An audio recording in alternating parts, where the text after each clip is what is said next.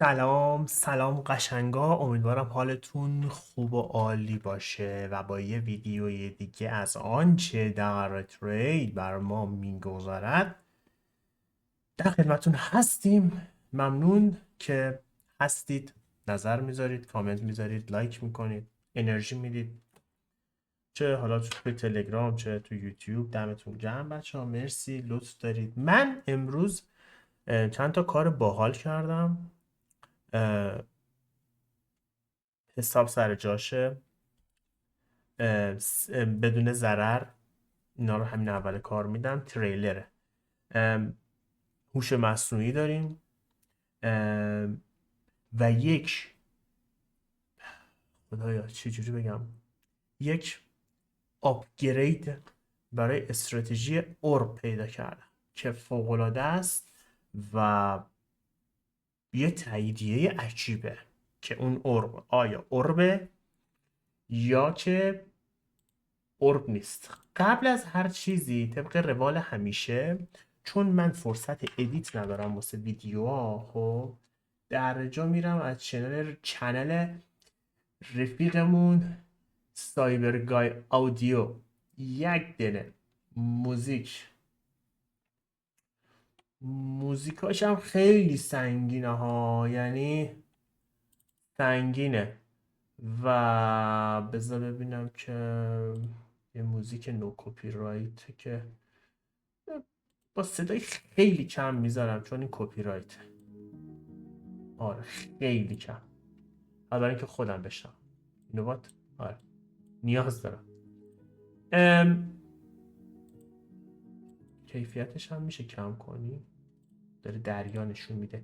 بچه ها من دیشب قبل از خواب، خب قبل از اینکه مارکت بسته شه، یه اسکرین شات گرفتم بدین شکل.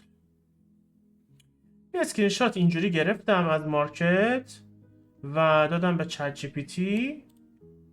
اینجا همونجور که میبینید فقط یه عکس فیش شدم، گفتم یه موقعیت اسکلپی سری بده. خب یه موقعیت اسکلپی سناریوی خرید داد، یه سناریوی فروش داد. شب قبل از خواب روی چارت گذاشتم و صبح که تو شرکت چارت رو باز کردم، من این چارت رو دادم رو اون چارت دیگه هم ست کردم. این دوتا موقعیتی که برای من تنظیم کردون، من فقط اینو گذاشتم و در کمال تعجب ببین ساعت 2:20 اکتیو شده، یعنی پری مارکت آسیا شروع شده، یعنی اون چیز میزا اینجا بوده، این اسلیپیج و ایناها اینجا بوده که ما اصلا کاری باهاش نداریم. اینجا اکتیو شده، تیپیش رأس ساعت 4:30 صبح زده. سناریوی فروشش رو ست کردم، پشبند این که تیپی زده همونجا رفته وارد سرچ شده. من استاپش رو دقیقا همون عدد که گفته بود گذاشتم، اومده و زیبا. ببین من نمیدونم ما چرا داریم ترید میکنیم، مثلا ما چرا داریم تحلیل میکنیم، مسخره است. امشب هم یه بار دیگه تستش میکنم. خب بعد شاید یه چالش گذاشیم و یه حساب پراپ رو فقط با پوزیشنای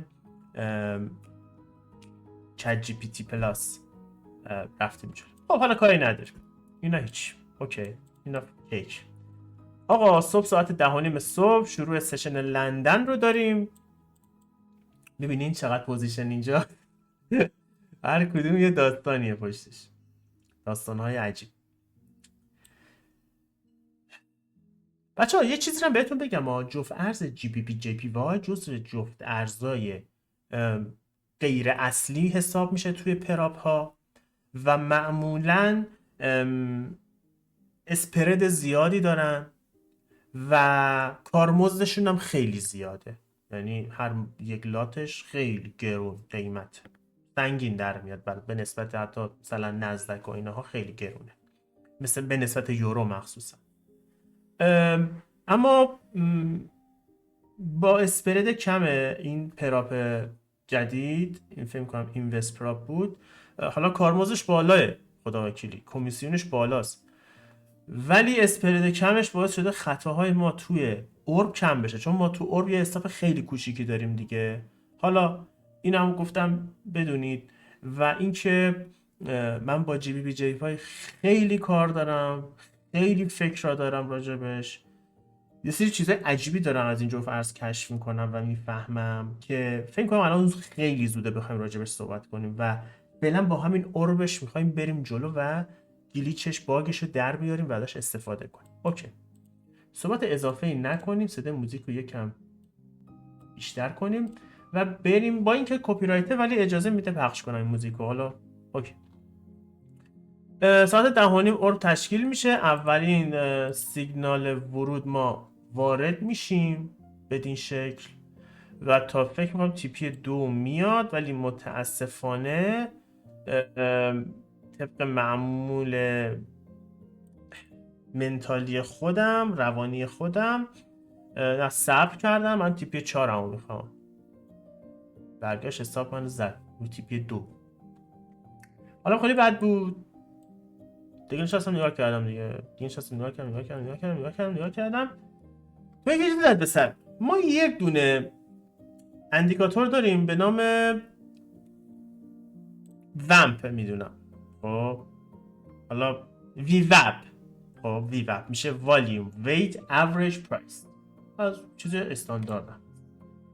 ببین این خیلی چیز عجیبیه. یعنی من رفتم قبلا نگاش کردم، خب به یه نتایجی رسیدم. این از زمان شروع سشن آسیا والیوم رو حساب میکنه، خب، و موج حجم معاملات رو میاد هی باز و بازتر میکنه. خب داستان این چیه؟ این تعریف منه ها، شاید درست نباشه، جا رفته. خب زمانی که اورب در نواحی مرکز این والیوم باشه، قرار نیست با سیگنال اول به شما تیپی 4تون یا 5تون یا 6 و 7 و 8 و 10تون رو بده. خب شاید مثلا شانسی یه تیپی 2 بده، وگرنه میره پایین هنوز به تیپی 1 هم نشده برمیگرده.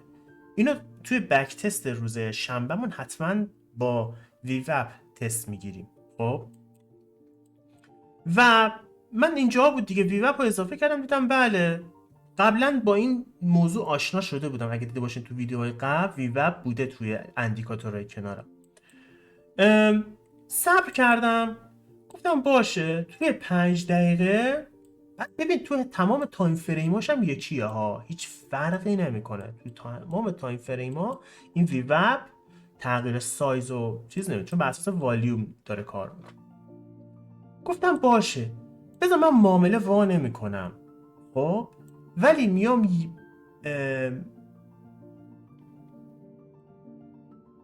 کجا بود؟ دیگر بذار فکر کنم کجا بودم. چیز کو؟ اورب کو؟ ما اینجاییم حاجی، هنگ کردم. شت. گفتم باشه بذار توی همون 1 دقیقه خب کندل بس، اولین کندل بسته شده رو به بیرون وی وپ رو من یه معامله فرضی باز میکنم، ولی ورود نمیکنم. همینجوری الکی گذاشتم و به محض اینکه من اینجا بسته شدن رو داشتم وارد شدم و یه تیپی 2 قشنگ به من میداد، اما اینکه بیشترم داده. یعنی میگم اورب ما اگر از این به بعد، خب یعنی مثلا من از فردا ساعت 10:30 اگه ببینم اوربم وسط وی وپه، اصلا کاری ندارم باش، پامشم میرم هولوش ساعت 12:30 11:30 میام یه چک میکنم ببینم زده بیرون یا نه. اگه بزنه بیرون این سیگنال تاییده.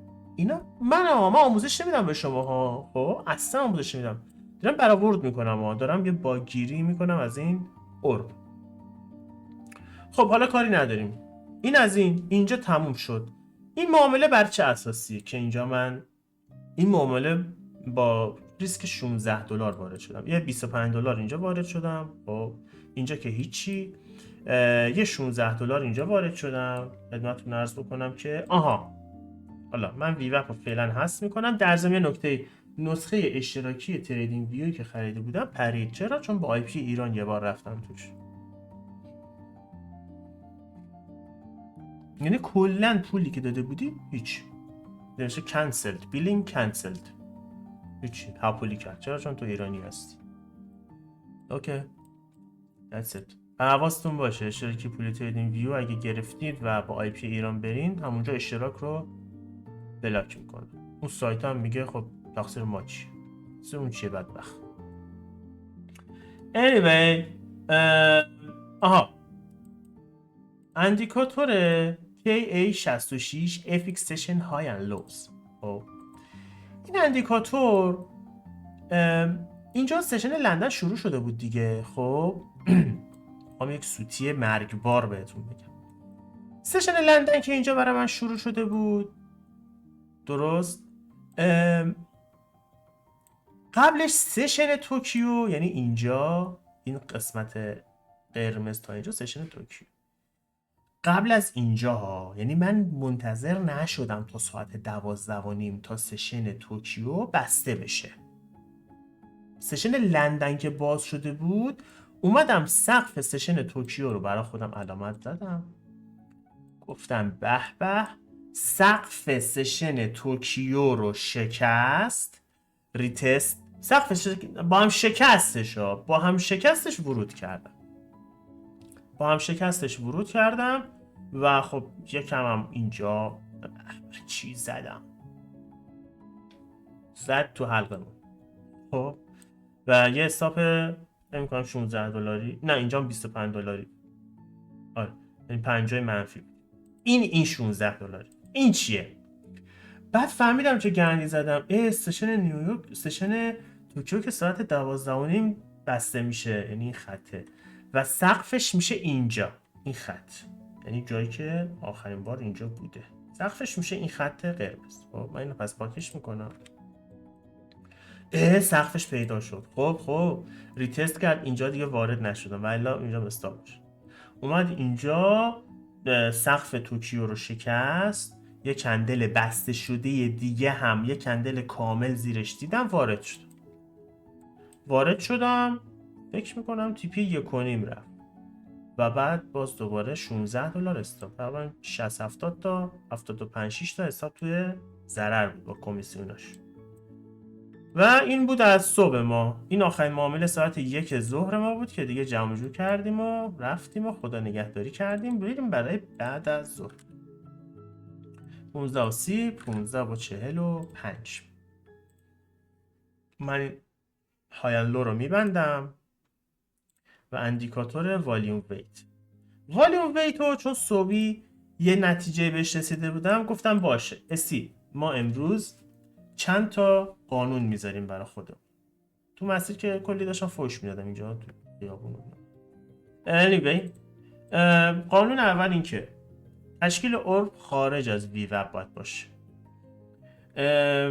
قانون دوم، تا قبل از ساعت 4 اگر موقعیت داد وارد میشه، اگر نه وارد نمیشه. یه قانون دیگه هم داشتم.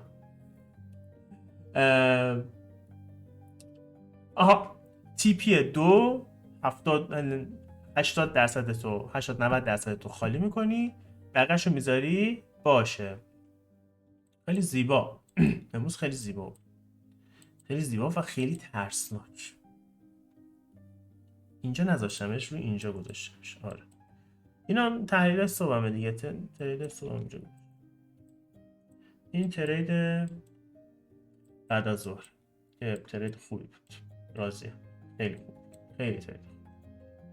من تقریبا اینجا تیپی 2 بود. خب برای خودم تا تیپی 6 بردم بالا، میبینی؟ برای تا تیپی 5 هم داده، حالا کاری نداریم، ولی من رو 4 تنظیمش کرده بودم. روی تیپی 4 تنظیم کردم. روی 1 دقیقه بیام که بهتون نشون بدم دقیقا چه اتفاقی افتاد. اینجا خیلی زیبا. خطا رو کشیدم واسه فردا.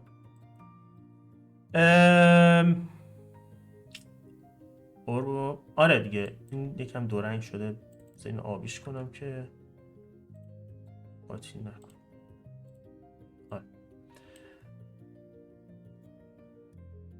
اینجا من ورود داد. خب تقریبا کندل تایید بسته شده رو دیدم، وارد شدم، استاپ همو گذاشتم تقریبا یک کم پایین تر از اورب. فقط بذارین اسپرد کم یه پراپو بهتون بگم، اسپردش تا لب مرز اومد. یعنی ببین اگر اسپرد گشاد بود، اسپردش مثلا 10 بود، این 5، 10 بود استاپ منو میزد، 100% استاپ منو میزد و من به هم میریختم، خیلی به هم میریختم.